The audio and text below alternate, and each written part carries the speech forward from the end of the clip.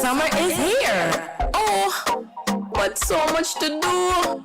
Renovating the house, preparing for back to school. Plus, I really could consolidate some loans to free my hand for some extra cash. Let me think. Where should I go? TDC Financial Services. I can get up to $40,000 unsecured in their Hello Summer Loan promotion. And then I'll be able to get all I need. Hello Summer. TDC Financial Services. Here I come. With over a century of perfection behind the Mackeson name, a smooth blend with perfect balance and richness, it's no wonder Mackeson Triple Stout has a legacy of perfection. Enjoy the world over. Introducing our new look with the same great taste. Mackeson. All hail the king. Please drink responsibly.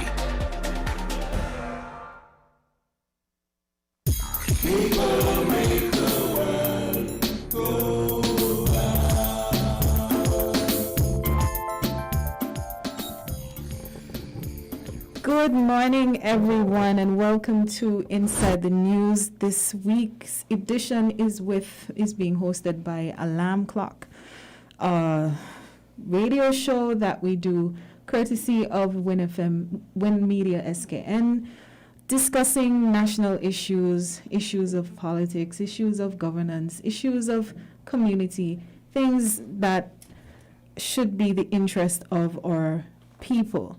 So today I will be your host, Gian Williams, and I already have in studio with me two of my guests who I am expecting. Today there's one more who should be joining us shortly. If you're watching us live on the Win Media 98.9 page, say a special good morning to you. We see your comments. We like your participation.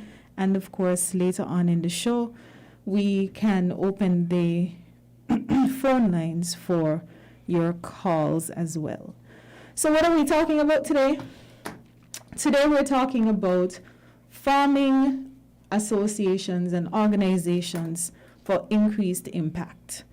Now, why are we talking about this? Now, since we've been doing Alarm Clock, there's a word that keeps coming up almost every show. When we talk about, readying ourselves for, we can't even say a post-COVID-19 because we don't know when the post is going to start, but thriving in a COVID-19 economy. We've had discussions on agriculture, we've had discussions on entertainment, IT, and all sorts of different facets of the economy. And one of the words that keeps coming up repeatedly is collaboration. It always seems to be a recommendation that our panelists make, that perhaps if we pool our resources together as groups, instead of approaching things on a one-by-one basis, that we could have increased impact and get the sorts of results that we need. So today, we decided that we're going to bring a panel of persons, learned persons, who will speak to us about the different kinds of organizations that we could form. We're going to hear about what is the difference between these kinds of organizations. We're going to hear about experiences from community organizations, social organizations, and yes. So we're all ready to have that discussion, and hopefully you will join us like I mentioned earlier. So we're joined in studio, and again, you can watch us live if you want to see the faces, although we're all masked.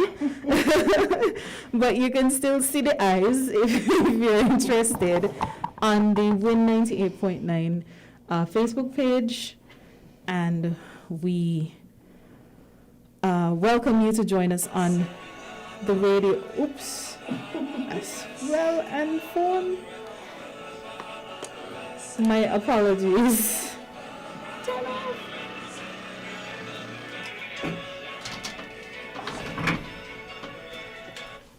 I have no idea what just happened there. My apologies for that. Okay, so I'm going to introduce our guests and let them say good morning. First, we have with us Miss Renee Gomes. She is the Registrar of the Financial Services Regulatory Commission. Good morning, Renee. Good morning. Thank you for having me today. Yes, and thanks for coming. We also have with us Mr. Larry Vaughn of the St. Kitts Nevis Trades and Labor Union. Good morning, Larry. Good morning all. And we have Ms. Sharon Rattan, who is the Permanent Secretary in the Ministry of Cooperatives and Environment. Good morning. And she's also going to, I'm sure, bring us a lot more perspective from different groups that she has been involved in as well. So, Renee, let's probably start with you. Now, we often hear about the term NGO, a non-governmental organization. Can you tell us exactly what is an NGO? As you rightly said, NGO is a non-government organization or a body, association that is a non-profit group that has been set up basically for the benefit of the general public. Okay. And I know sometimes we use the term loosely, but Yes. so it's not any and every group is not really an NGO then. No, as you said, we hear the term loosely all the time. Mm-hmm. But really, what makes you an NGO is the registration under the prescribed legislation. Okay. So it basically, instead of saying that you've just come together and you're NGO, the NGO legislation, which basically gives you corporate identity, is what makes you the NGO. Okay. So you have to be registered. Yes. In order to be fully recognized NGO. Yes. Okay. So how do you start that? How do you register? The process? Yes. Well, first of all, you must bring to the FSRC documentation to show how you are formalized. Mm-hmm. And supporting documentation showing who is your treasurer, maybe your directors, Mm-hmm. persons who are actively involved in the organization. Now the process is very simple. It's a one-page form. Oh, so it's a form. It's a form. Okay. It's a one-page form that you fill out. And of course you present some ID and email address and a telephone number where you can be contacted. Okay. So the process is very simple. Okay. So what sort of information does the form ask for? The form would ask you for your memorandum, if you have one, a memorandum of association, or maybe you might have articles that really show how you are established, how you are run, Mm-hmm. what activities you may be involved in, that kind of thing. So what if you have a constitution? Because I know If you some have a people- constitution as well, you can present that. Okay. So these things are required, not that Yes. if you have it, you could present it. They're required. They are required. Okay, so you need to see the structure, you need to see who's involved, you need to know what sort of activities. You are doing, you are You're involved doing. in, yes. Okay. So can you give us some examples of some of the activities we see people registering to start NGOs here in St. Kitts and Nevis? Okay, NGO activity is pretty broad. It's broad-based. You can start from supporting human rights, protection of animals, scientific inquiry, religious or artistic. And these activities I just called, they're not limited. Mm-hmm. So once you are doing or you are involved in activities that are for the benefit of the public, you could be considered as an NGO. Mm-hmm. But these are just some of the areas that I've highlighted. So it has to be something that is for the benefit of the public. Yes. Okay. Now, is it different from a non-profit organization? Is that different? It's a non-profit organization. An NGO is a non-profit organization, yes. So it has to be something that is not for profit, but it is for the good of the public. Yes. Okay. But just to say that, even though it may be non-profit, you do have NGOs where persons are being paid. So you have paid and unpaid persons who are involved in NGOs. But I guess the activities of the group is not about gaining Making profit. profit, exactly. Okay. All right. So that's some information that I hope persons would consider. Now, you said that registering was just a form and some submission of IDs and emails and, your phone numbers and so on. Is it long? Is it a long process to get an NGO registered? Not at all. The turnaround process, once your documentation is in order, is about 2 to 3 working days. Oh, okay. Yes. 2 to 3 Working days. Now, what are some of the benefits you see for persons to consider starting NGOs as opposed, going the formal route of registration? What are some of the benefits of that? Well, there are a number of benefits, and the first one would be is that you have, like I said, corporate identity. And for most international NGOs, for those who like to give or who are involved in this type of work, like the idea of collaborating, so to speak, with other groups who have that formal structure. So basically, this is a help to you. Another thing would be, as an NGO, you can gain concessions from government. So you can make formal requests from government for assistance in relation to your activities. And another thing is that because you are non-governmental, you are outside of the fold of government, but really you are seen as taking up the slack where government may not be able to reach at that time. So those are some of the... so you're helping government fulfill its duty yes. in some form or fashion with sports or religious. Okay. And that is why you are seen as you can gain concessions from them as well. Oh. So what is that process like? What if somebody has an NGO and they're interested in gaining concessions? Do they come to your office, or do they, where would they go? No, that process for assistance really is through the Ministry of Finance. But once you would have presented your certificate of registration, you present it to the ministry and they will go forward for that. Because we do have a number of NGOs that have assisted persons with wheelchairs and different things and have applied to the ministry for assistance in terms of the taxes that you would have to pay, the waivers and so forth. Okay. Now, you said that they get a certificate. Is there a cost to this? I mean, is there a cost to register or to have a certificate? Yes, the registration process, it costs $150 EC.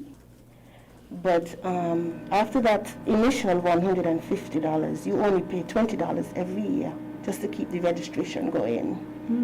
So it's like you have to file annual returns and all these things, or it's just... You do have to file annual returns because it's basically an accountability thing. So you have to show that, funds you have collected, what you've done with them. And the good thing about the registering under the NGO Act is that it sets out certain guidelines on how you should operate. It has administrative guidelines, how long you should keep your records, the period to keep your records, how do you do your filings, and that kind of things. Because you know that you may start a community group and it's 10 of us, and for some reason the numbers drop off. Some people go away, they have kids or whatever, they don't have any time anymore. And the organization suffers. So in registering, there is continuity, and this is one of the benefits that I didn't mention earlier with registering under the NGO. So you have continuity of the operations, and so in registering, this is one of the good ideas. Another thing would be because you are under the legislation. You know, sometimes you have an organization and you would have collected funds and somebody has the funds at home. They say maybe in a vault or someplace. But you don't want to do that. The best thing is always to place the money in an account in the bank. And these are some of the measures that are outlined in the legislation to keep you honest, basically, and to show confidence in the entity. So the legislation goes as far as to tell you how you should keep your money and use your... Legislation just outlines you should keep your records, how long you should keep them, Okay. and that kind of thing, like filing your returns, filing your accounts, filing your activities that you're involved in, that sort of things. Okay. So we definitely need people to help with the record keeping. We need the treasurer. We need somebody who's going to remember to file the annual returns Of course. every year. What if you forget to file your annual returns? Well, for now, there's no penalty for the NGO. Okay. But it's not that your registration lapses or anything like that, and you have to re-register. Or... You won't have to re-register. Okay. Okay. So I think hopefully that sets out for people what an NGO is, what sorts of things are covered under NGOs. We will be talking about cooperatives and we'll be talking about unions as well. So we're going to see where the differences come up. So let's go to unions. Thank you, Renee, for that introduction. Before you go to unions, do we have an exchange now or after? Yes, go ahead. Go ahead. You see, I am familiar with that act because when I was PS of the ministry, it was passed during that time. And it came out of, well, apart from international commitments, it came out of a concern that we observed at that department at the time.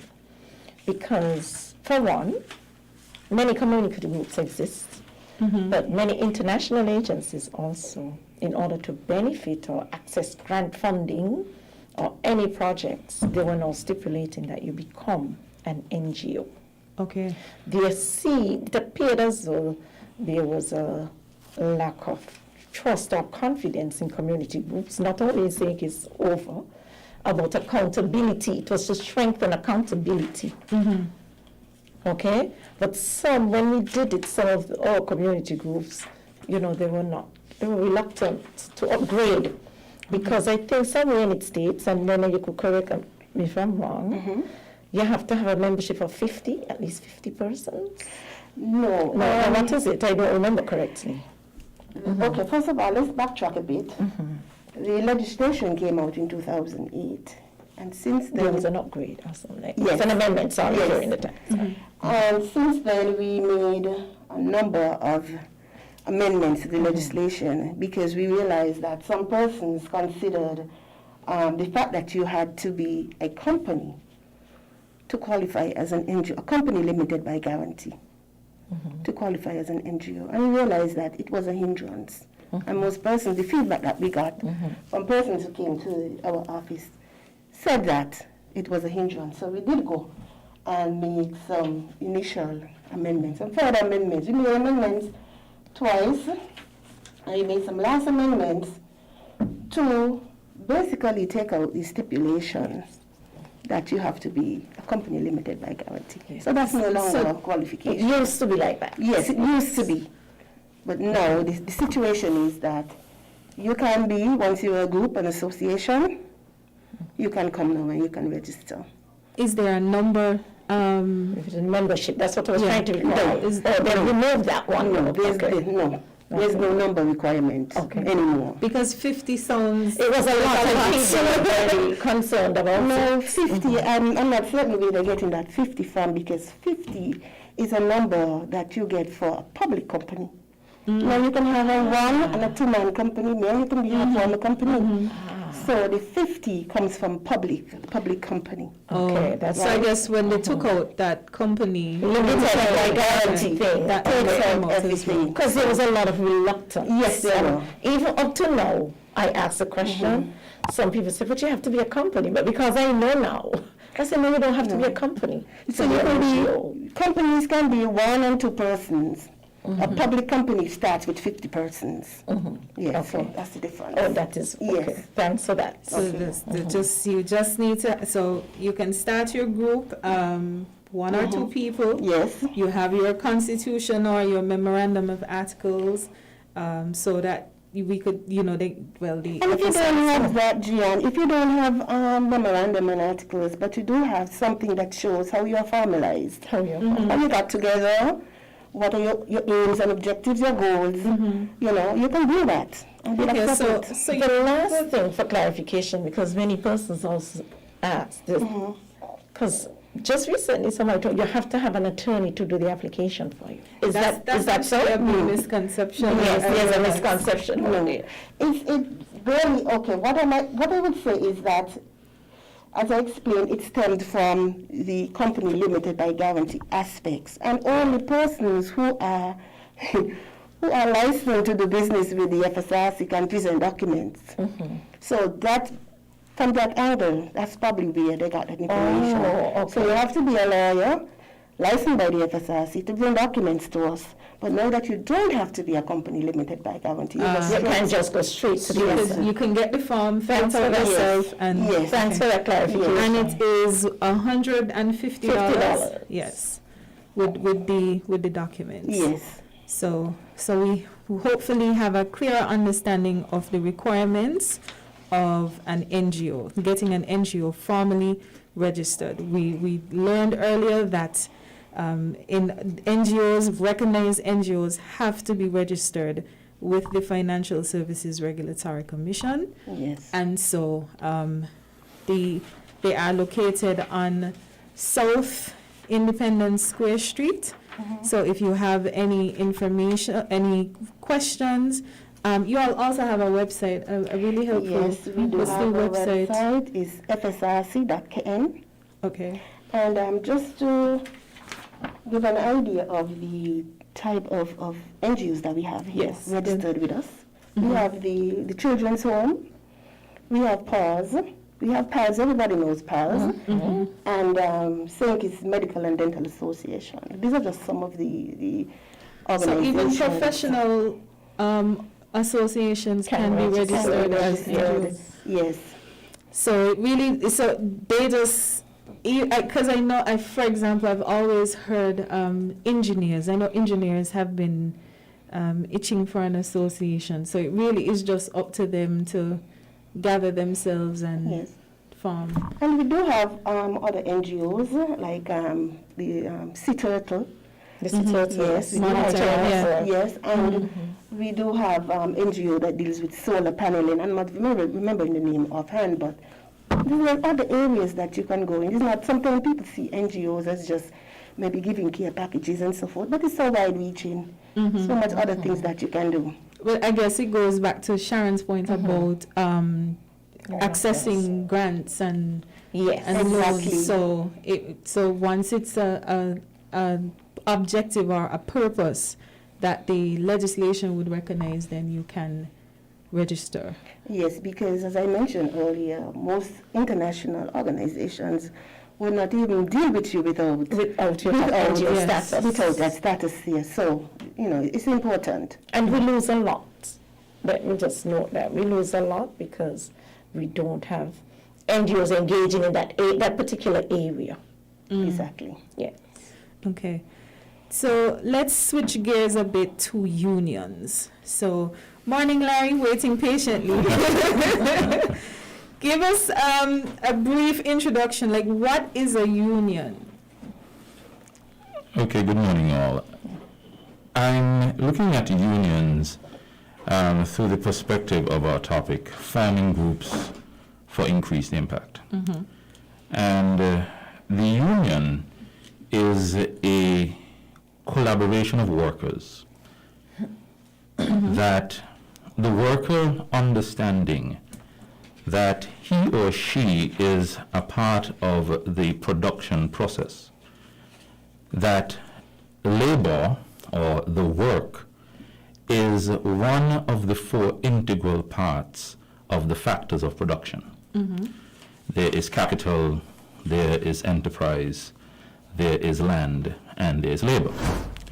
And that the work is as important as capital, it's as important as land, it's as important as enterprise.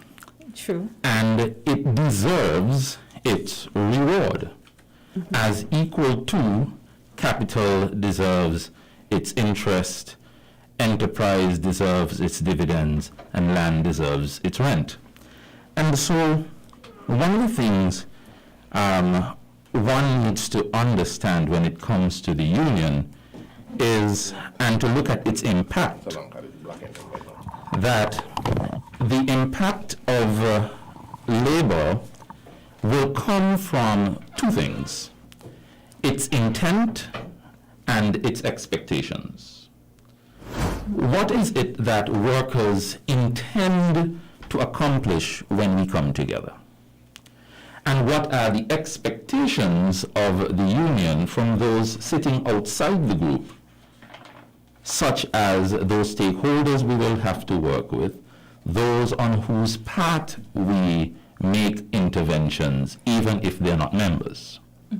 Because the work of the union is greater than the bilateral exchanges it has with employers or with the government. There's something called the tripartite system of labor relations. And so the union, as a grouping of workers, should be able to advocate and should be able to speak on behalf of all workers, even if he or she as a worker is not at that point a member of the union. Now, where does the union get its power from? The union gets power again from two places. One, its membership. Because the more members you have, the stronger you are as a voice, especially on the bilateral relations. However, there is also strength that comes from as far up as the Constitution. Because the Constitution states quite clearly that unions are accepted as a part of the system of governance in this country, and that no employer should overlook the right of any worker to be part of a union. And so there is that institutional power that is there. Union has that titular power or power of title, that you are a union and you are recognized. And you are recognized and you have power through your members. And so one of the things a functioning union will seek to do is to have more members. And so a union would seek to represent in one of two ways, either from a wide cross-section of workers or as like a trades and labor union, or within one section, within one sector of the economy, as many or all of the employees in that sector. For example, a teachers union, that you would want to have as many teachers as possible. But it is always based on numbers. Okay, so you have to have you get your strength. You literally get your strength in numbers. Strength in numbers, yes. Definitely get your strength. Rena, just quickly, do you register unions at FSRC? No. That's The union is registered through the court. okay. The registrar of the High Court is the registrar of trade unions. They are under the Trade Union Act, similar to the legislation Ms. Guns was referring to. There are a number of stipulations that unions are to abide by on an ongoing basis, returns that they are to present to the registrar and to its members by particular dates. Okay, all right. So let's talk about specifically the Trades and Labor Union which you represent. Now, when was that? Give us some background. When was that formalized, and how is the work relevant today? Okay. The history of the St. Kitts and Nevis Trades and Labor Union is at the same time a history of St. Kitts and Nevis and the region as well. One would recall that there would have been some industrial struggles in St. Kitts and Nevis and across the region in the early to mid-1930s. Mm-hmm. We would have heard of the Buckley's uprising. We would have heard of the issues where workers felt that they were not being well taken care of. And so by that time, Britain sent out a commission under Lord Moyne. That commission recognized that although in Britain trade unions were accepted in Europe on account of the League of Nations being founded in about 1919, that unions were acceptable in Europe and Britain, they were illegal in the British West Indies. And so a part of Lord Moyne's recommendations, he put forward that unions needed to be accepted as quickly as possible. And that is why one of his first recommendations that would have been implemented as early as 1938 was the introduction of legislation for trade unions. And so by 1939, the legislation for trade unions would have been passed in St. Lucia, St. Kitts and Nevis, and Barbados. And in that order, the first set of unions came about. St. Lucia first, in 1939, St. Kitts and Nevis by 1940, and Barbados by 1941. And so the union started by looking primarily at the sugar industry, which was the base of our economy. Most of our workers were sugar-based workers. Mm-hmm. And by the 1960s and 70s, when we had nationhood, statehood that is, the union sought to begin its diversification, but that became very slow. It still focused on sugar workers, while it had a little bit of members coming from public sector, tourism, manufacturing. I think that was our second biggest area, the manufacturing area. And then by the 1980s, the political change in St. Kitts and Nevis affected the progress of the union, as the union's sister organization did not form the administration anymore. And there became a rift, as it were, between the public sector and the union. And so for 40 years after that change in 1980, the union continued to have a sluggish approach to getting things done. And so today we find that St. Kitts and Nevis does not have, as it were, an overwhelming appeal when it comes to trade unionism. Sitting here at the table, there are four of us, it could very well be that maybe only two of us are members of the union. And that is even as good as the population out there. I think it might even be better than the population out there. And so one of the things that the union has been doing, especially in the light of the COVID crisis, is that we have started asking the people to once again look at solidarity. We have asked the people to once again look at what are your rights as a worker? How are your rights protected? Because we protect our rights through our collaboration as workers. That's where our strength in numbers comes.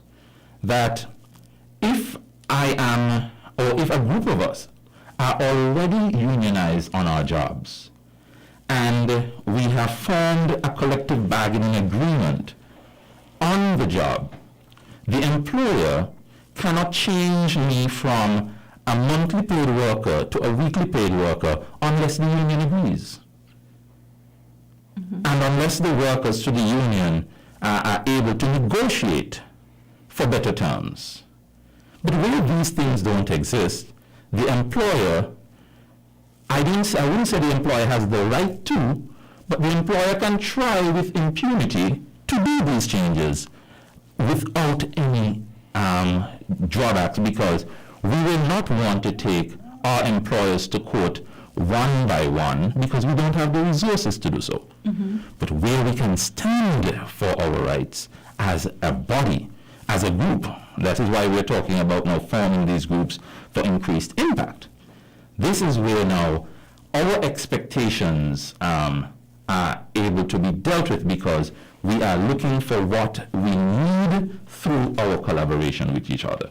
And so that is where the union comes to bear. It is an organization for workers, and the problem is, and we will not call it a problem, the situation is that we are not always workers. Because some of us, we, through education, through doing good work, we become promoted and we become part of the management. And we get there and we are looking at, when we get there, we are now in a different group. And so we are not thinking like when we were a worker. And we are not thinking like when we didn't have the power to be a decision maker. And so the way the ordinary worker gets the opportunity to become part of the decision making is to become a part of a union with the numbers in your organization, where with a collective agreement there can be negotiations on your behalf. Okay. Now, I wanted to make a point clear here so that we understand the entire context of the conversation.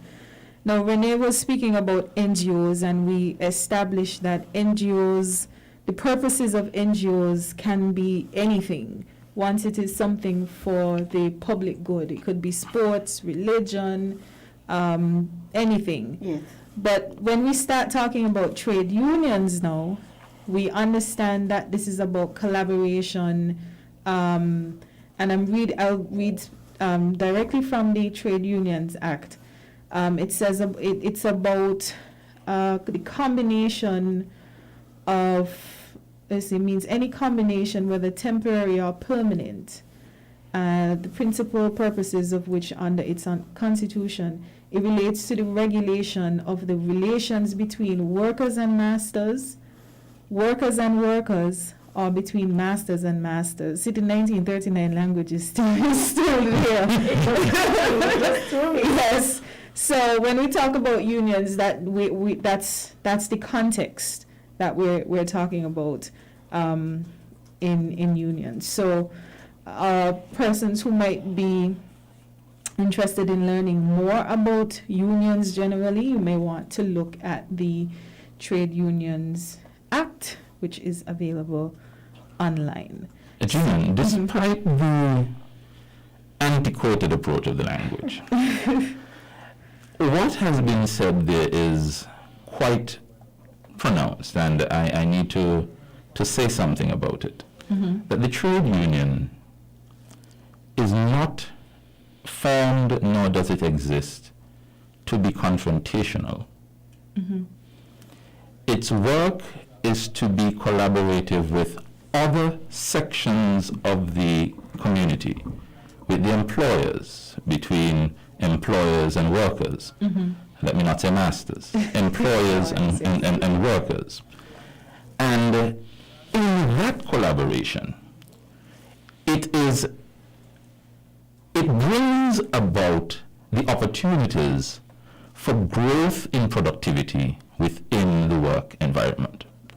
So it's not that the worker, through the union, is fighting the employer, but we seek to come to the table with the collaborative strength of workers to bring that strength to greater productivity for the organization. The voice. The voice. So the union becomes the voice of the workers. It becomes the voice, it becomes the arm, it becomes the leg of the worker. Okay. So we now understand what unions cover, we now understand what NGOs cover. So quickly let's go into cooperatives. Now, we're giving people as many options as possible to start thinking about what you want to do, where you think you can collaborate, how you think you can collaborate. So we're giving you 3 options in this first segment so that you can have a deeper understanding of what's available if you want to think about collaborating and pooling your resources. So let's talk now about cooperatives. Now, Sharon, tell us, what is a cooperative? A cooperative it's a simple definition. It's just a group of persons who come together or united voluntarily to meet a common need. Okay, so that sounds like an NGO almost then. A little different. So Okay, but they own it. That's the thing. That is the difference. Yes. They own it.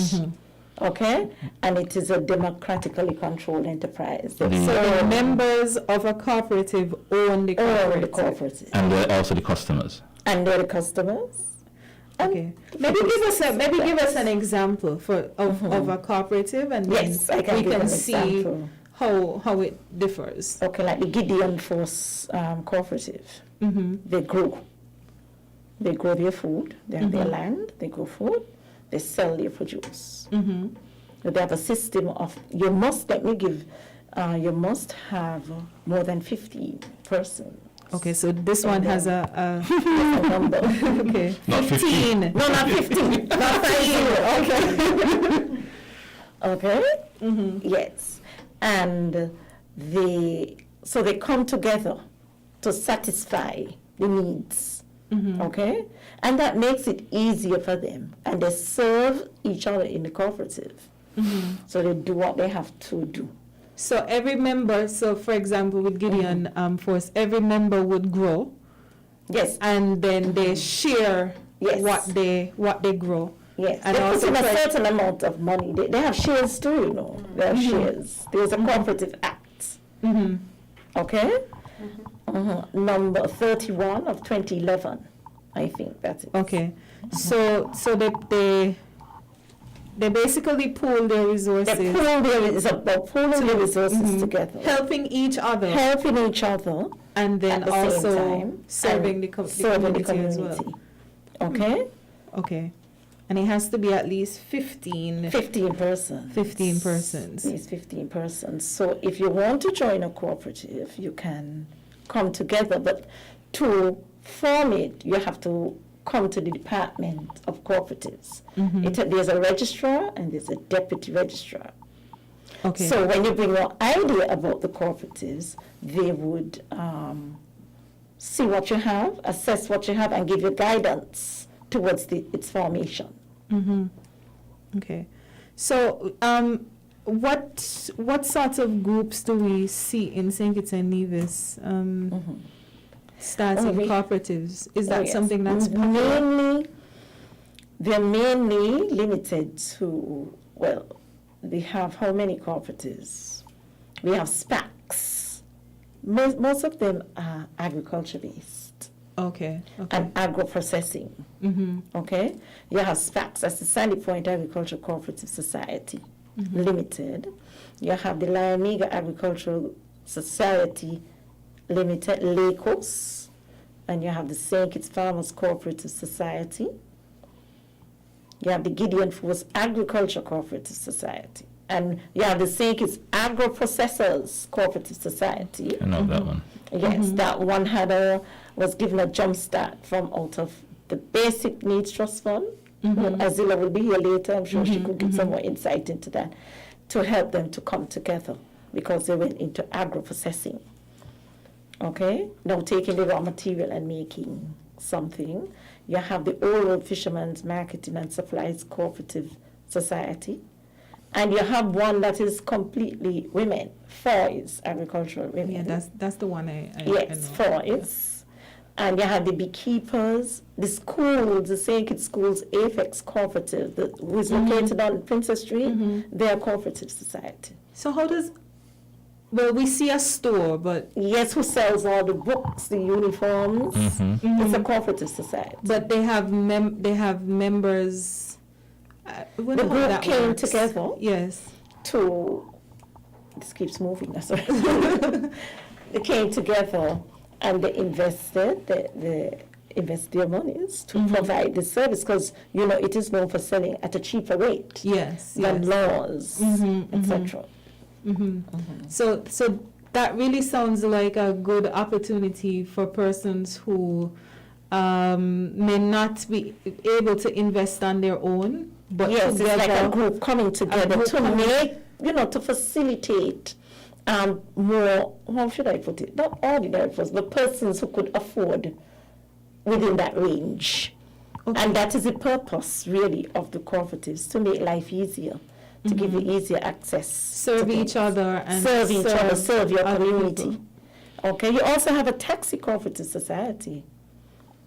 Yes, you have a taxi cooperative also there. So we assist these people to form, but the recurring thing that will come out in a cooperative is collaboration, helping to solve a problem within the community, and they're mainly agricultural so far.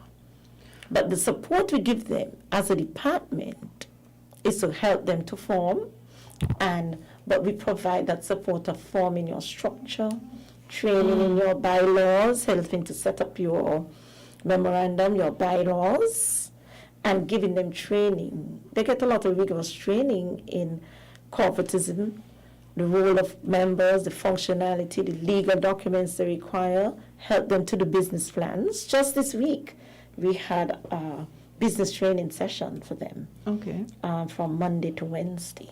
Okay. Alex Strawn came in. You know, you're trying to help them to leverage their product, their services, and help them to develop, especially in this, not only COVID-19, but COVID-19, but this 21st century, because they may have started out very small, you know, looking at maybe little things in this community.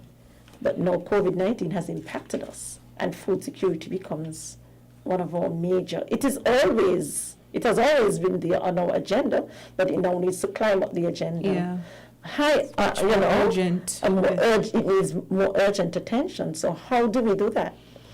Okay, so cooperatives is a good way of, you know, finding options for persons to purchase things and promote local production.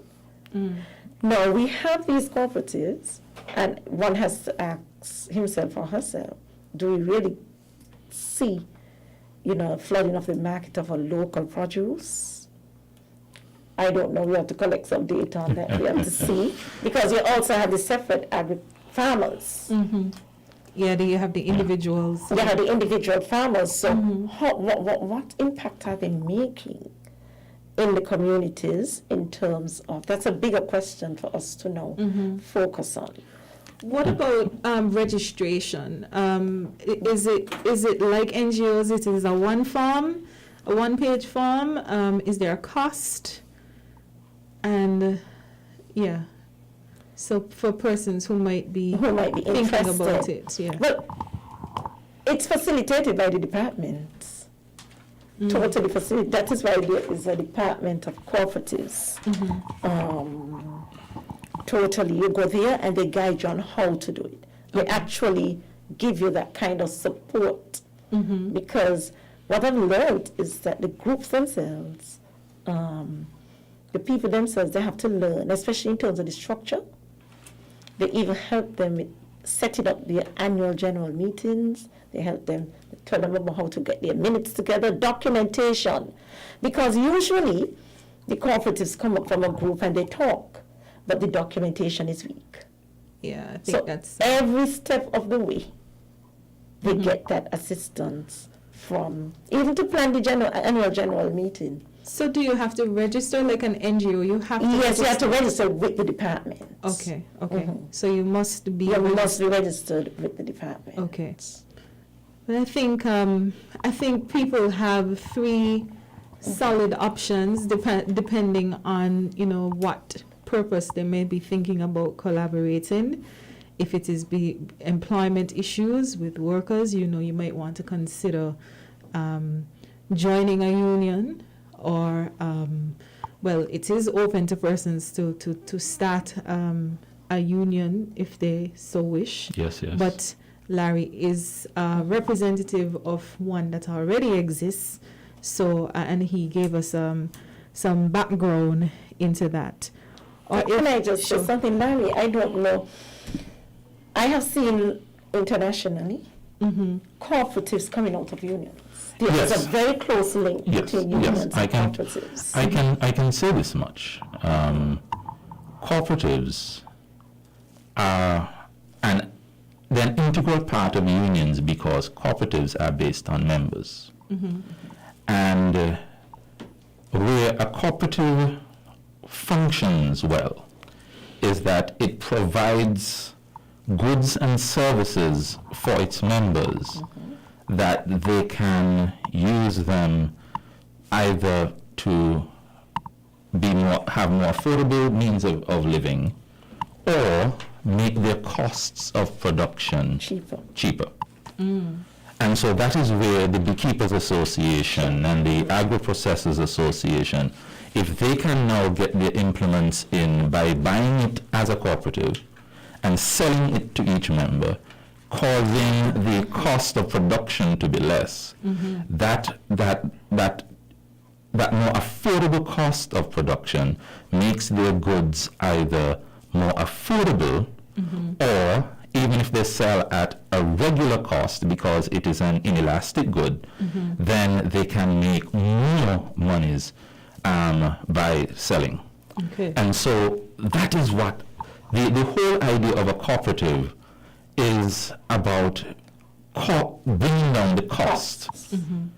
And so that is what the union is all about as well. Buying in bulk. It's almost a susu. Like a similar. And so that the union understands that, and so that is why unions have programs that are similar, where their members, let's say the union decides to have an insurance, and so members get their costs less, their premiums less because they're members of the union. Very much the same with a credit cooperative. You have to buy shares to become a member of that cooperative union. Then you can get loans from the union.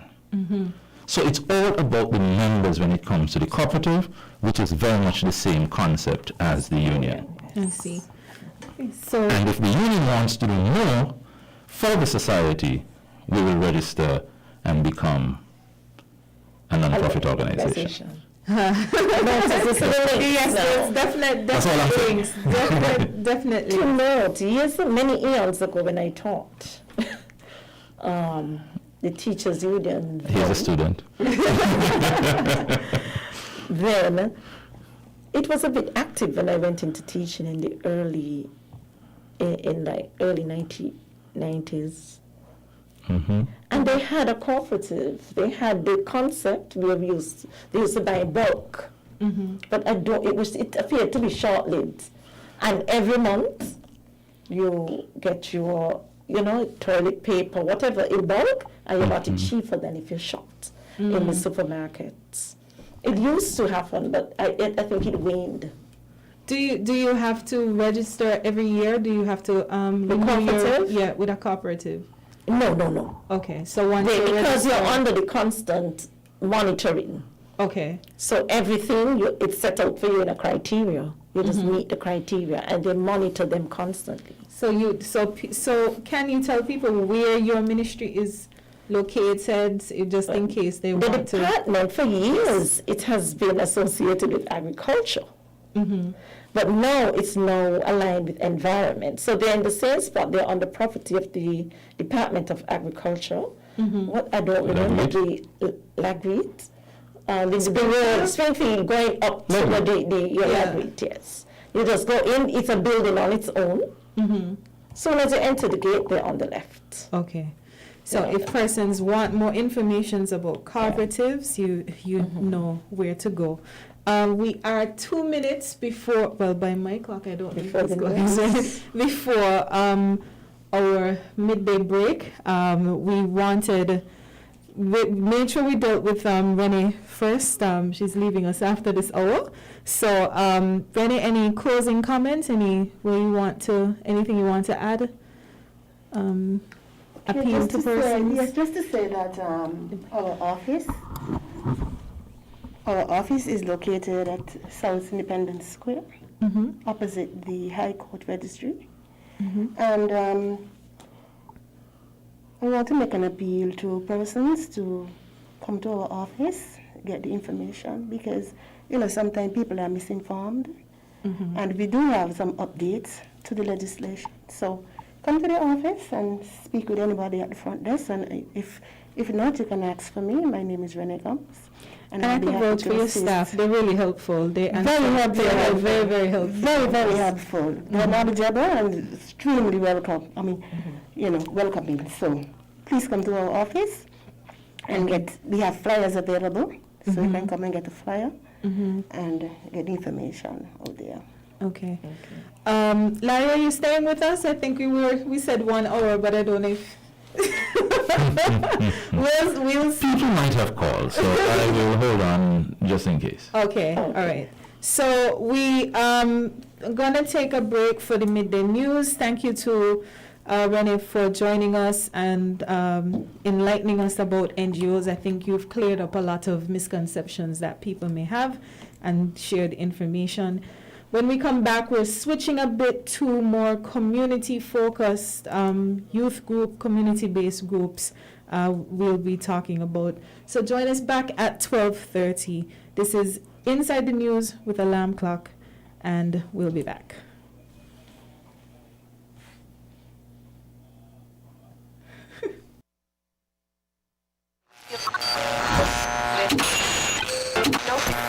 You found the sound. 98.9. Win FM. We now bring you the Headline News. The Headline News is brought to you by Caribbean Alliance, KDP Enterprises, The Grange, and Cariboury.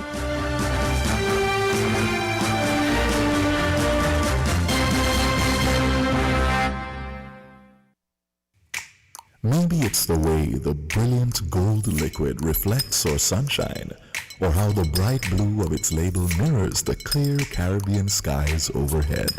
Maybe it's the fresh, crisp taste of this beastly cold beer on a scorching hot day. Maybe it's even the way it brings us all together. But one thing is for sure, Carib is very much a part of who we are wherever we're from in the Caribbean. Carib. It's the way we play. Drink responsibly. Gift for Dad's birthday? Click. Ooh, Janice's retirement party? Click. Outfit for my girl's wedding? Click.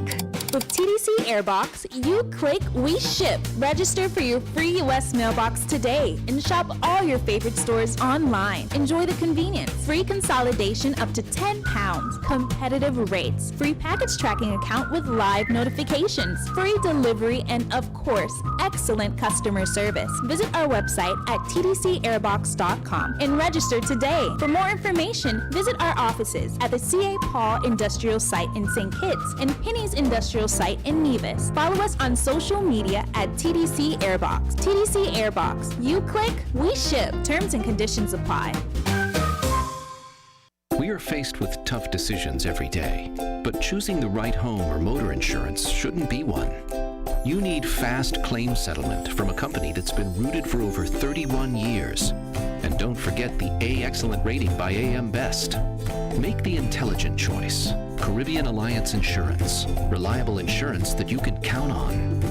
Get a quote today for your home, motor, contents, and liability insurance needs. And make the intelligent choice. Caribbean Alliance. Tomorrow secured.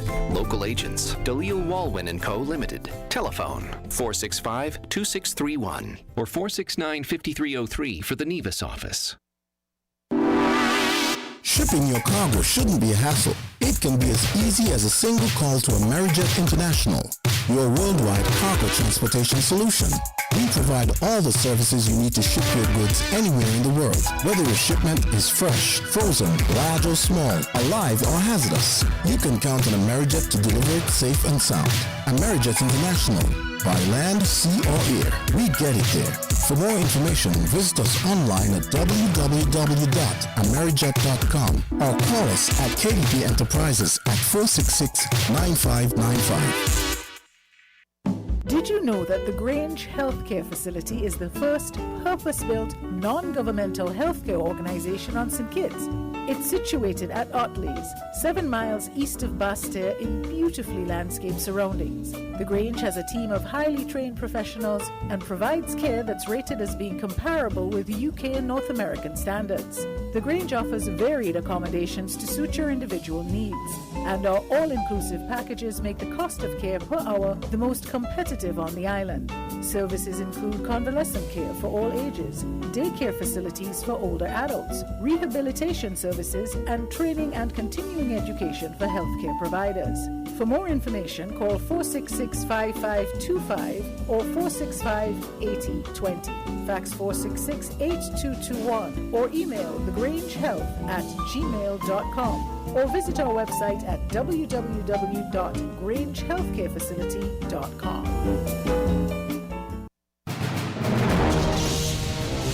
Superior performance, captivating exterior, elevated comfort, exhilarating power, iconic features. Jeep is here. Available now at Horchfoots Automotive.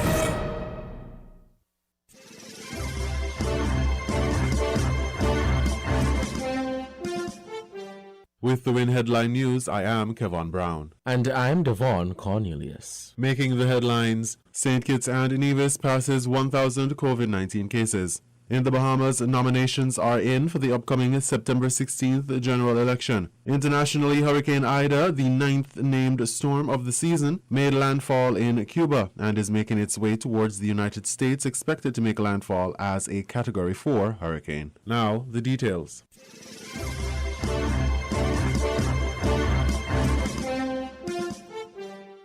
St. Kitts and Nevis has passed 1,000 confirmed cases of COVID-19.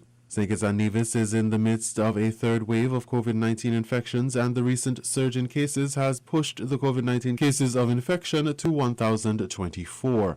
These past 2 weeks saw an aggressive upswing in the rate of infection. In the 5-day period, August 16th through 21st, 168 cases were registered, and this past week, August 23rd through 27th, recorded 201 confirmed cases of COVID-19. St. Kitts has 898 cases in total, and Nevis 126. Health officials are now monitoring 400 active cases.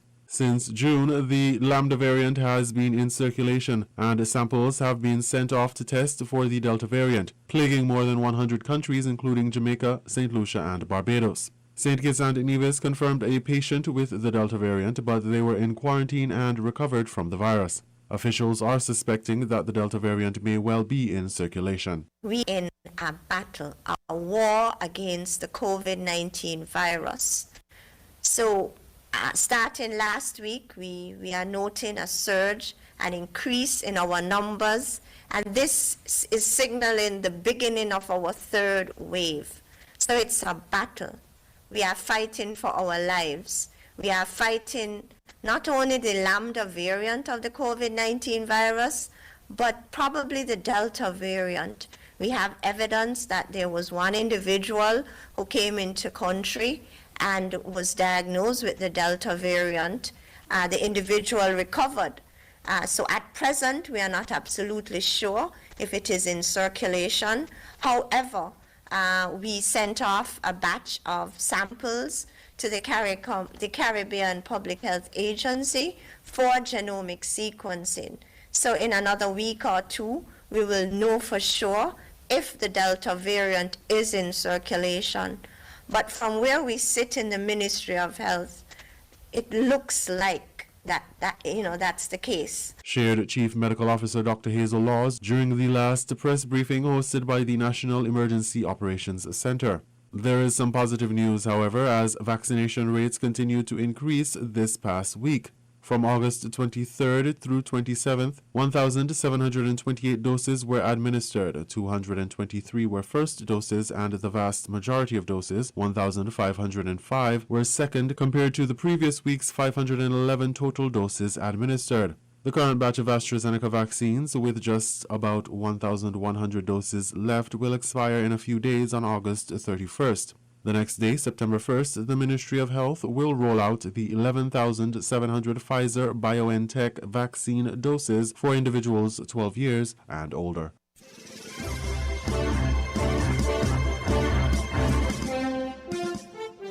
The Nevis Island Administration is offering full scholarships for training in the field of nursing. Bronte Swanson Hendrickson of the Nevis Newscast has the details. Premier and the Senior Minister of Health, the Honorable Mark Brantley, continues to encourage young persons in Nevis to join the nursing profession.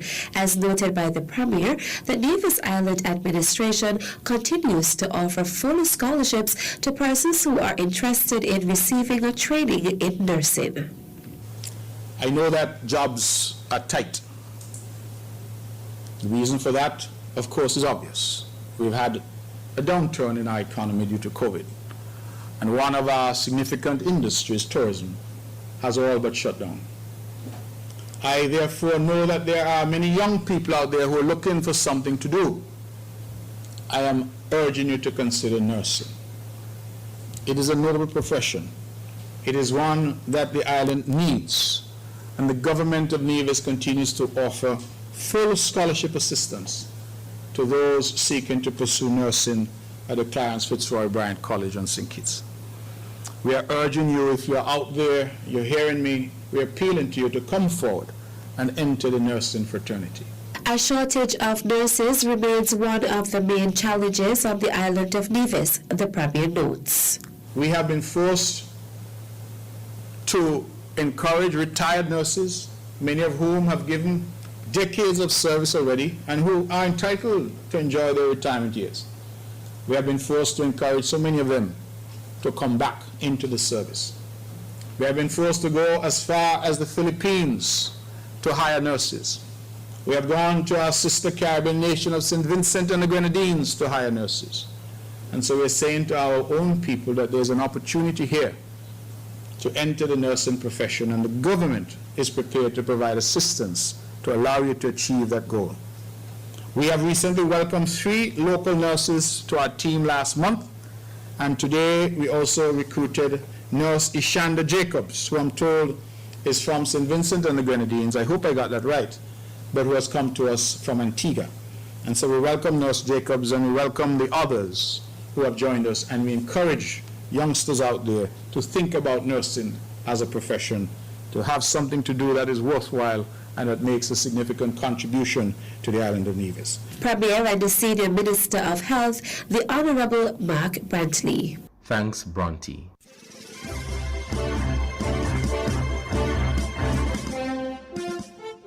In the Bahamas, nominations are in for the upcoming September 16th general election. Eyewitness News has more. Tonight, the candidates are in. Nominations for the September 16th election wrapping up earlier today, but was not absent of all of the fanfare associated with the political season. This despite an ongoing COVID-19 pandemic. The day kicking off shortly after 9 o'clock this morning in various constituencies, and within the span of 3 hours, a little over 200 candidates made it official. We begin our team coverage tonight in the Killarney constituency, where Prime Minister Dr. Hubert Minnis, the incumbent for that area, is hoping that his constituents will give him another 5 years. Our Theo Seeley leads us off tonight. Today marks the fourth time that Prime Minister Dr. Hubert Minnis has cast his hat into the political ring in the Killarney constituency. And this morning, with Junkanoo music in tow, he was joined by his wife and party supporters as they made their way out Gambia Primary's entrance to officially confirm his nomination as the Free National Movement's candidate for Killarney. It took just a little over 10 minutes on the inside of Gambia Primary before Dr. Minnis received his confirmation. During that time, he presented a declaration of qualification, a $400 deposit to the returning officer, and a nomination paper signed by not less than 5 registered voters in Killarney. And once on the outside, we wanted to know if he expected his constituents to secure him a win for that seat. Killarney has always been good to me. I've done my best, and I'm certain they would support me again. But that's only one out of 39 seats, so how does he feel the F&M will fare in general? Yes, I am confident. But Progressive Liberal Party candidate Ronald Duncombe, who was also officially confirmed today, says the win is his for the taking. Killarneyans are ready for the change for real representation. It is on. Kendall Lewis of the Democratic National Alliance, the third to confirm his nomination today, not shying away from the challenge to go head-to-head with Dr. Minnis. It's time for representation where people are not divided. We have someone that is transparent and that will represent both the grassroots and the blue collar. Independent candidate Charlie Moss also opting to battle Dr. Minnis in Killarney. So what's he bringing to the table? A relentless representation, not only on a local level, but also on a national and international level. With nomination day officially out of the way, election season is now in full swing. But how does the Free National Movement intend on rolling out its political campaign amid a COVID-19 environment? As you know, the United States had experienced surges in COVID, and if you had followed President Biden, he had multiple drive-in rallies. We would follow similar patterns and ensure that we meet all the safety protocols. Coalition of Independents candidate Rashay Sands also receiving her confirmation of nomination today, just minutes before the process closed at noon. Theo Seeley, Eyewitness News.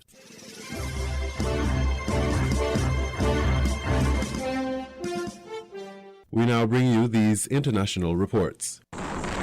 Fierce winds batter Cuba's coast as the streets of the capital, Havana, lie empty. Hurricane Ida hit the Caribbean islands southwest, toppling trees and tearing roofs off homes. Strong winds have been whipping all over. It took a roof there. Winds of nearly 130 kilometers an hour forced people to take cover, but many felt relief, saying it could have been worse. The Category 1 hurricane is now heading for the United States, but expected to make landfall as a Category 4. We do have a major storm heading our way. We are activating every single resource at our disposal so that we are prepared to respond. From Mississippi to Florida, states are on high alert, with the U.S. National Hurricane Center warning of catastrophic danger. Winds are expected to reach up to 225 kilometers an hour before Ida makes landfall along the Gulf Coast late on Sunday. Life-threatening storm surges are predicted to hit coastal communities. Authorities are urging people to seek higher ground. This will be a life-altering storm for those who aren't prepared. But time is running out, with people rushing to stores for sandbags and supplies. Oil fields in the region that supply nearly a fifth of the nation's oil have halted operations. Louisiana has declared a state of emergency and told tens of thousands of people to batten down or evacuate immediately. Hurricane Ida is the 9th named storm of the Atlantic hurricane season. and is expected to make landfall 16 years to the day that Hurricane Katrina struck. A day no one wants to relive. Jillian Wolfe, Al Jazeera.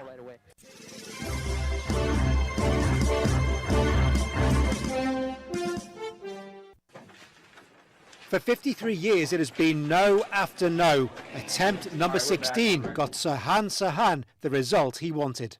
Oh my God. Senator Kennedy has been shot. The shooter convicted of murdering Robert F. Kennedy, a man many believed would be president and a progressive one. Good luck to you. Thank you. Gunned down in a busy hotel in 1968 by a Palestinian furious about his support for Israel, a crime Sirhan has never denied, but says he doesn't remember. Obviously I was there, but I don't remember the exact moment. I don't remember pulling my gun out of my body. Now to be freed on parole after intervention from the senator's children. Son Douglas appearing in person to say Sirhan should be released, along with another man shot on that night. The Ambassador Hotel where the murder took place was knocked down years ago, replaced with this memorial which really highlights what that moment took from this country. The man who killed Robert Kennedy, not acquitted, but due to be released on parole. And all these years later, many still believe he wasn't even the gunman. Among them, some of Senator Kennedy's family. His son Robert, who wrote in favour of Sirhan's release, even visited him in prison, saying, "I went there because I was curious and disturbed by what I had seen in the evidence. I was disturbed that the wrong person might have been convicted of killing my father." That theory that there was a second gunman, because more bullets were fired than Sirhan's gun could hold, and he was facing the senator, who was shot at point-blank range in the back. One medical expert telling this book's author there is very compelling evidence that Sirhan was in a hypnotic state at the time of the shooting and was somehow programmed to be a distraction for the real shooter, who was an inch behind Kennedy's right ear. Sirhan won't be freed immediately. There is a long administrative process that could take months or even see the release blocked altogether. And he's likely to be deported to Jordan because he is not a US citizen, bringing an end to one of America's most high-profile and shocking criminal cases. Phil Lavelle, Al Jazeera, Los Angeles.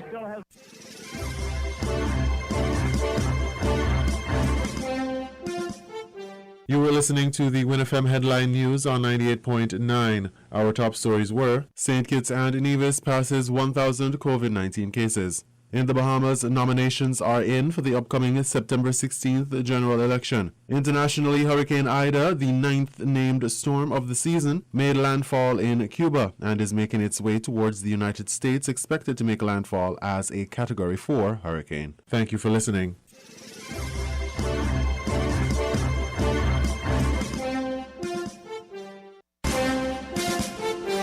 That was the WinFM Headline News. The Headline News was brought to you by Caribbean Alliance, KDP Enterprises, The Grange, and Caribou.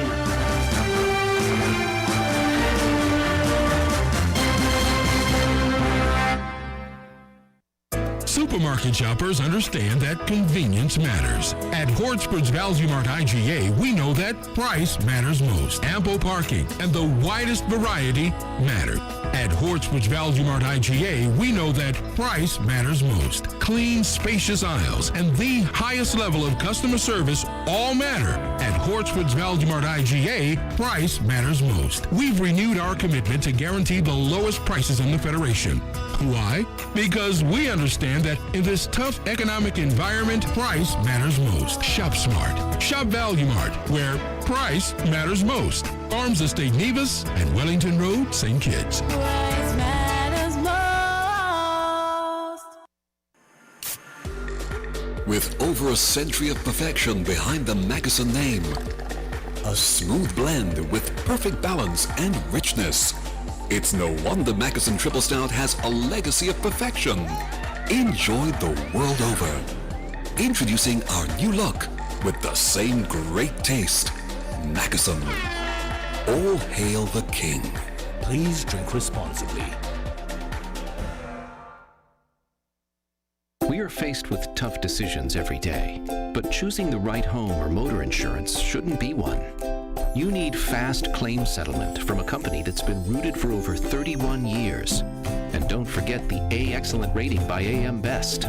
Make the intelligent choice. Caribbean Alliance Insurance. Reliable insurance that you can count on. Get a quote today for your home, motor, contents, and liability insurance needs and make the intelligent choice. Caribbean Alliance. Tomorrow secured. Local agents, Dalil Walwyn & Co. Limited. Telephone 465-2631 or 469-5303 for the Nevis office. Shipping your cargo shouldn't be a hassle. It can be as easy as a single call to Amerijet International, your worldwide cargo transportation solution. We provide all the services you need to ship your goods anywhere in the world, whether your shipment is fresh, frozen, large or small, alive or hazardous. You can count on Amerijet to deliver it safe and sound. Amerijet International. By land, sea or air, we get it there. For more information, visit us online at www.amerijet.com or call us at KDP Enterprises at 466-9595. Did you know that the Grange Healthcare Facility is the first purpose-built, non-governmental healthcare organization on St. Kitts? It's situated at Otley's, 7 miles east of Basseterre in beautifully landscaped surroundings. The Grange has a team of highly trained professionals and provides care that's rated as being comparable with UK and North American standards. The Grange offers varied accommodations to suit your individual needs, and our all-inclusive packages make the cost of care per hour the most competitive on the island. Services include convalescent care for all ages, daycare facilities for older adults, rehabilitation services, and training and continuing education for healthcare providers. For more information, call 466-5525 or 465-8020. Fax 466-8221 or email thegrangehealth@gmail.com or visit our website at www.grangehealthcarefacility.com. Buying your medication is easy with City Drug Store's curbside pickup. WhatsApp our certified pharmacist at 662-8769 with your requests. For prescriptions, take a clear photograph and send for review. We will engage you in dialogue and then provide a quotation and link for payment. You can then pay via TDC's online payment portal. And once the transaction is complete, you'll be notified that your pickup is ready. Yes, it's that easy. Send your WhatsApp message to 662-8769 to order your medications today with City Drug Store's curbside pickup service.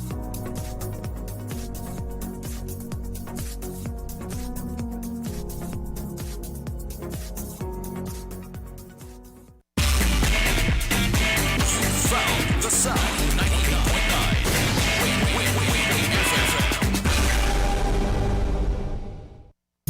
People make the world go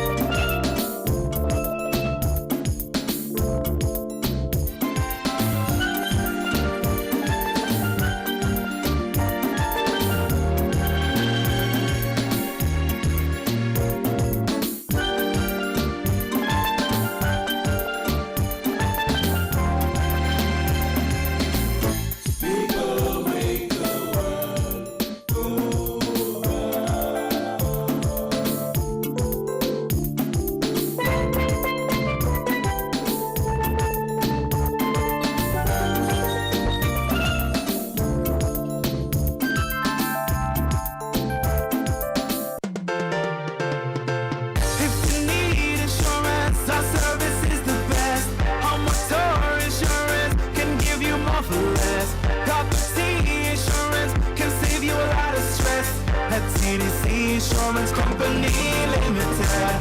We care about your investment. Guarantee you peace of mind. The best team in the business. Guarantee you peace of mind. No other company will guarantee you peace of mind. Together we'll succeed and guarantee you peace of mind. CDC Insurance. Insurance Company Limited, where you get more coverage for less. Maybe it's the way the brilliant gold liquid reflects our sunshine, or how the bright blue of its label mirrors the clear Caribbean skies overhead. Maybe it's the fresh, crisp taste of this beastly cold beer on a scorching hot day. Maybe it's even the way it brings us all together.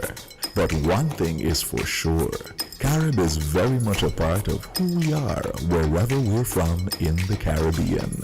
Carib, it's the way we play. Drink responsibly. People make the world go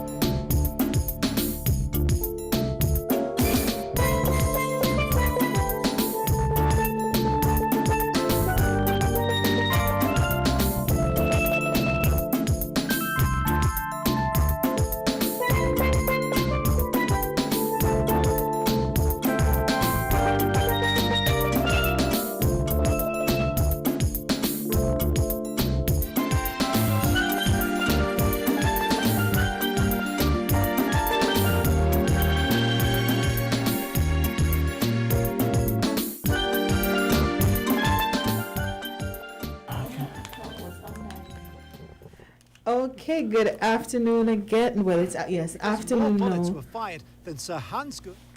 Yes, it's afternoon now, and if you're just joining us, you are listening to Inside the News. Today's edition is with Alarm Clock. I am your host, Gian Williams. Now, we have been discussing in our first hour. Yes, we've been discussing in our first hour. For our topic today actually is farming associations for increased impact. And earlier we had Ms. Renee Gomes from the Financial Services Regulatory Commission come and give us a bit of information about NGOs, what are NGOs, how to register an NGO, different requirements and documents that you would have to submit if you wanted to register an NGO. And then we had Mr. Larry Vaughn telling us about unions and the purpose of unions, and he also gave us a history of the St. Kitts Nevis Trades and Labor Union. And Ms. Sharon Latan is here to discuss cooperatives. So we talked about those three forms of organizations, these avenues that people could use to collaborate, pool their resources to fulfill a particular purpose. Now, in the second hour, we're joined by Ms. Azilla Clark, who's joining us remotely. I think that's one of the things we can thank COVID for. We never thought about so much remote work. But Azilla Clark is here, and she's going to talk to us about her experiences with NGOs and collaborating and farming associations. And we should also be joined by Miss Camilla Lawrence for the Market Street group as well. So good afternoon, Azilla. Just to make sure we could hear you. Are you muted? I see your mouth moving. She's waiting. Good afternoon, everybody. Oh, good. So there's a delay in the screen that we're looking at. I have to bear that in mind. Yes. So, Azilla, we thought about you when we were planning this show because you have worked extensively with the social services. You see the sorts of needs that the community has, and you've also attempted in your own time to develop groups or help groups or participate with groups on different social issues as well. So I wanted to give you an opportunity really to give us your impression about the need for collaboration and farming organizations if we really want to increase impact. Just your impressions.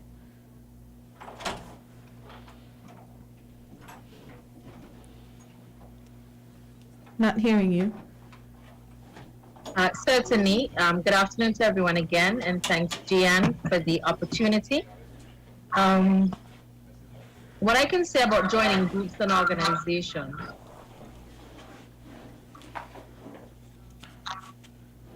Azula, you should listen to your computer. It's gonna be easier. Yeah, I'm hearing myself twice as I'm speaking, so I'm not sure. Is it the stream? Do you have on the stream? Oh, okay. Yeah, so you have to listen to your computer.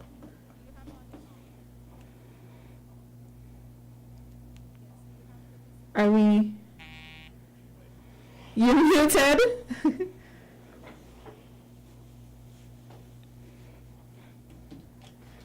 We're not hearing you. Okay. Okay, I'm hearing you now. Let's try this again. Yes. All right, lovely.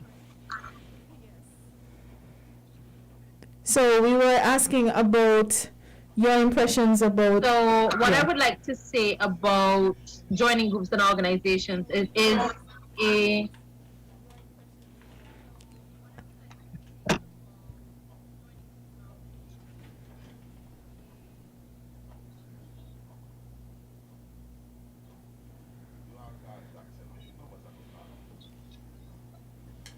Okay, it's a worthwhile venture for any person considering.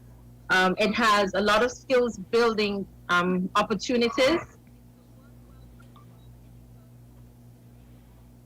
I'm hearing the echo. And it can take you quite far in some of those opportunities.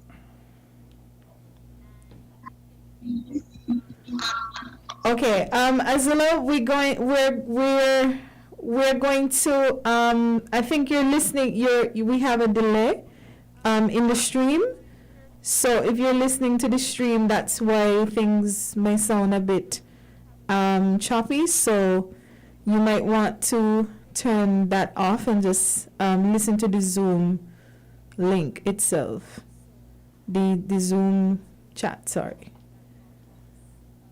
While we get that sorted out, we're just joined by Miss Camilla Lawrence here of the Market Street.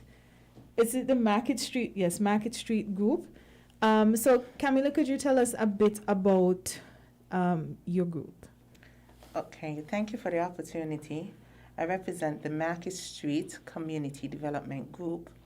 We have been a informal body established in 2013, and surprisingly we have not done the formalities as has been discussed here today. However, this group came about out of the need of recognizing that we needed to do something to bring our community back together. For a while, Market Street was known as one of the bad boy areas or gang areas, and we had some gun violence in our community for a while. We knew that we are very close-knit. If I want, I don't have to say what I want. If my neighbors see me engaged in carrying dirt, they come in. I don't have to ask. And we have built a family community, and so we came together to transform what had become society's view of us and to reposition ourselves in that way through active participation. And it has worked well. We have done it as a labor of love. We have no real formal aid or any sponsors per se, except for the contributions of the community members. We have done biannual cleanups where we got solid waste involved to come and help us remove what we call white goods and clean up the area, because we felt if you feel clean, you're going to act clean. So we started there. We also had, we have an annual summer camp or Easter camp, depending on when we have the off time from work to do so.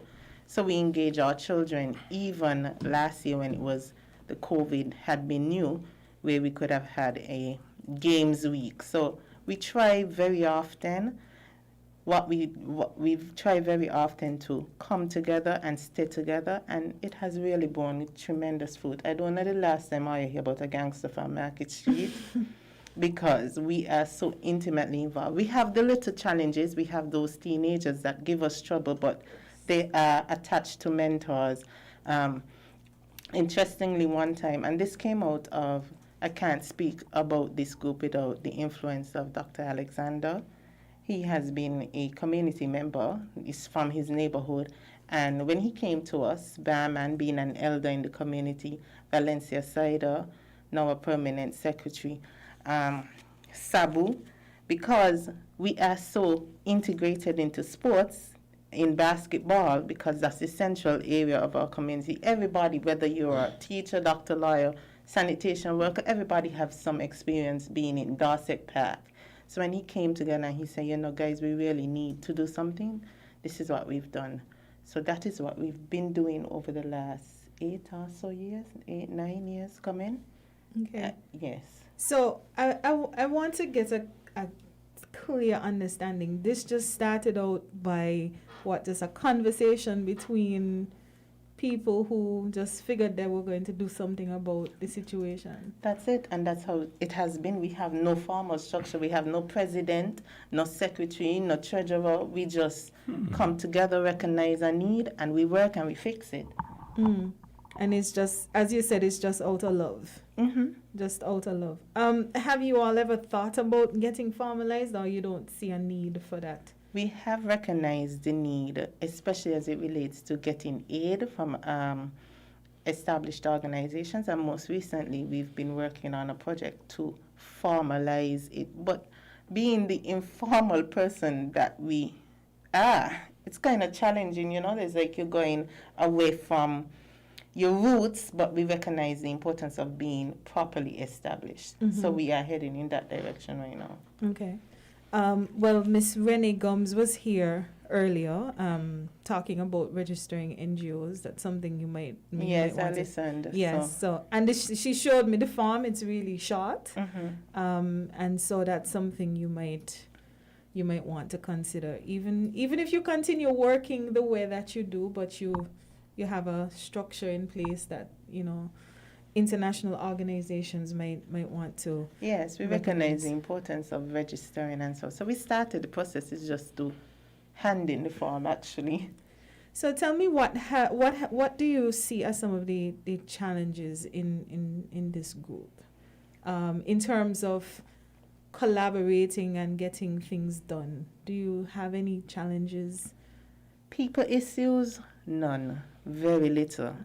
Because, as I said earlier, this has been who we are as a community.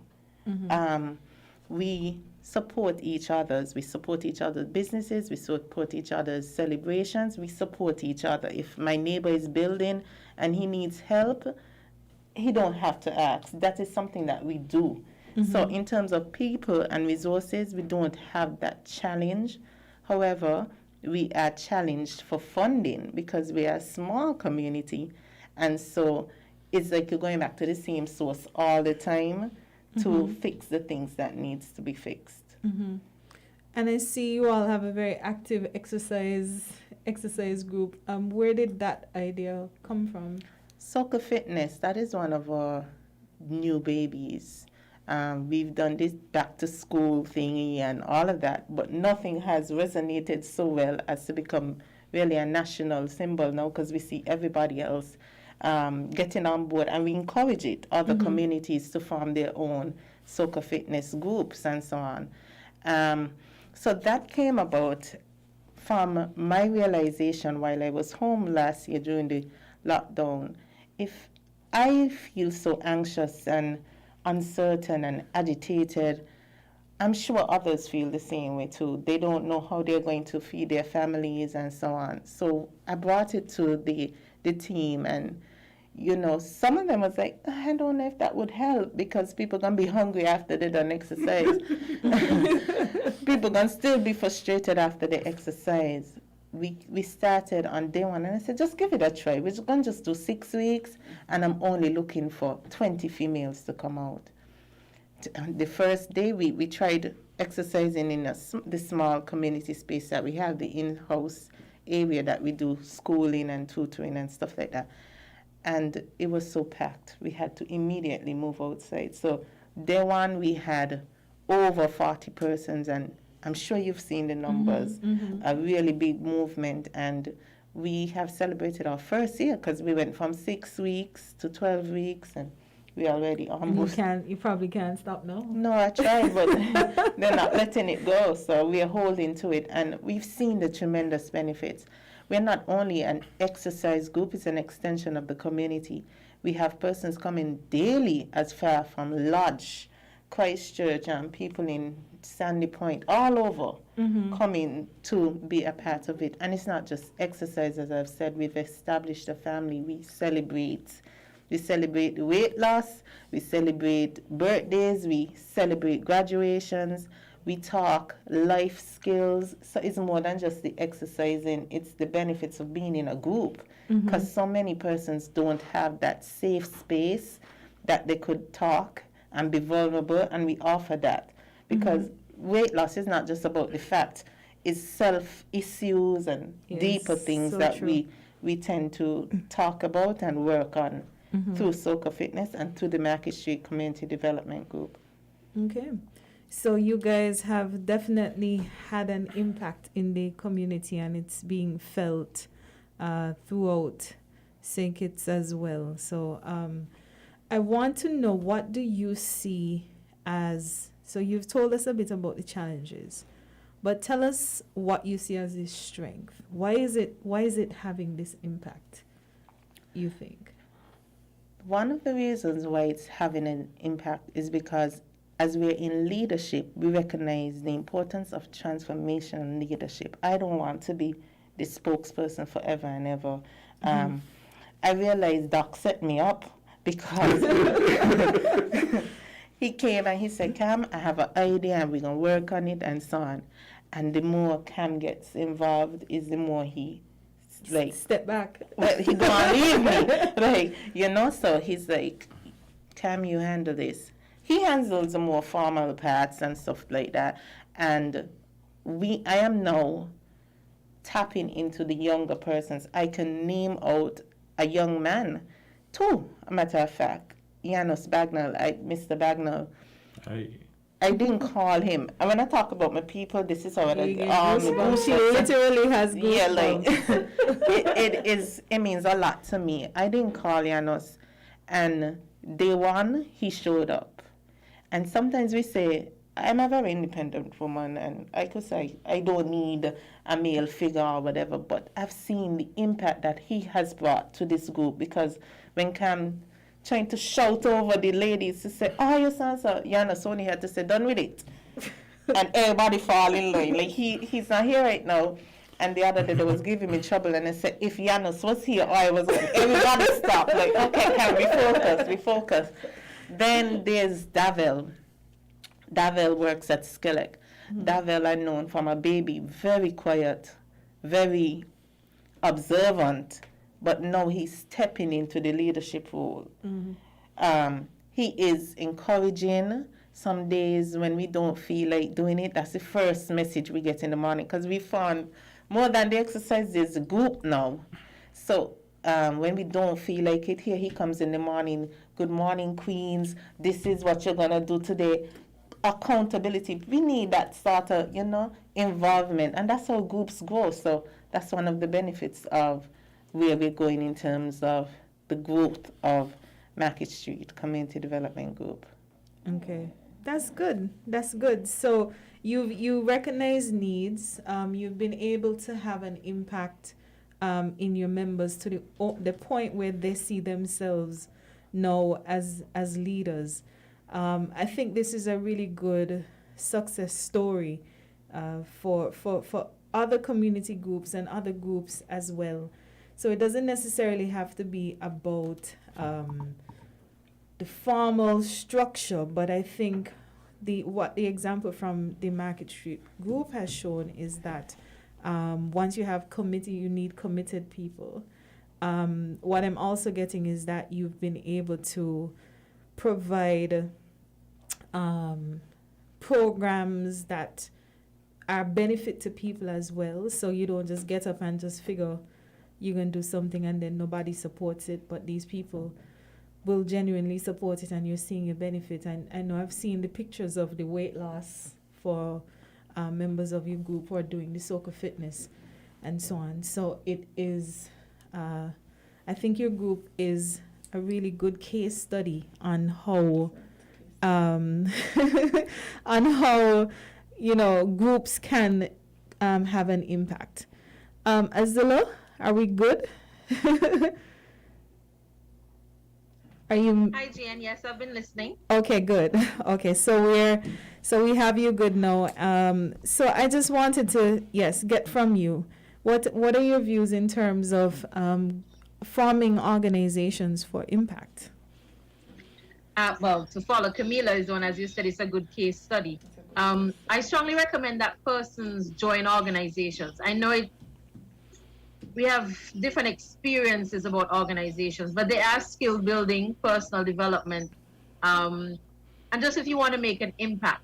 I think as you started this show, considering what we do post-COVID, we've been by ourselves in lockdown. Hopefully we built newer relationships with our neighbors, but it's time for us to reimagine or reconsider what we want St. Kitts and Nevis to look like. And it takes all of us working, whether it be in our communities of location, gender, topics, age, whatever, to be able to do so. My experience with youth groups, church, let me apologize on behalf of the other panelists in the room. Davion. So starts from church, community. Most persons know me for the St. Kitts National Youth Parliament Association, and then when we serve for director with responsibility for community development to get groups started. There are some large national entities that we need to begin to consider that will get us the kind of representation that we've been talking about, Women's Council or Male Council, as well as our Youth Council. And those kind of things drive. But again, we have to start from learning people in our small groups, whether it be student councils in school, girls and boys brigade in communities, in church, or as Camila has indicated, working together in communities. I don't like working with people, I don't like working in groups, the power struggles and those kind of things.